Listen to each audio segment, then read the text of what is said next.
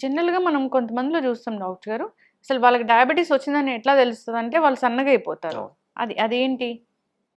అదే డయాబెటిస్ అంటే గ్లూకోజ్ మనం fasting more than 126, hmm. 75 grams glucose తాగిచ్చాక షుగర్స్ మోర్ దాన్ 200, హ్మ్. హెచ్బిఏవన్సీ మోర్ దాన్ 6.5. హ్మ్.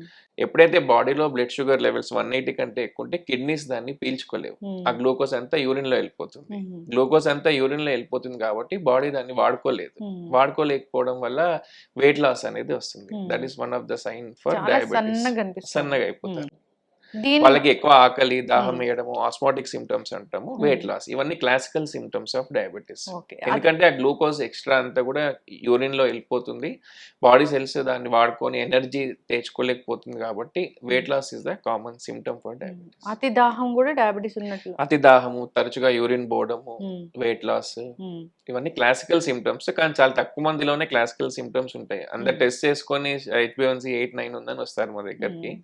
సింప్టమ్స్ లేకున్నా కూడా. అందుకనే స్క్రీనింగ్ అనేది చాలా ఇంపార్టెంట్. హ్మ్. క్లాసికల్ సింప్టమ్స్ రావాలి అంటే 80% ఆఫ్ హ్మ్. ప్యాంక్రియాస్ దెబ్బతినాలి. ఓహ్!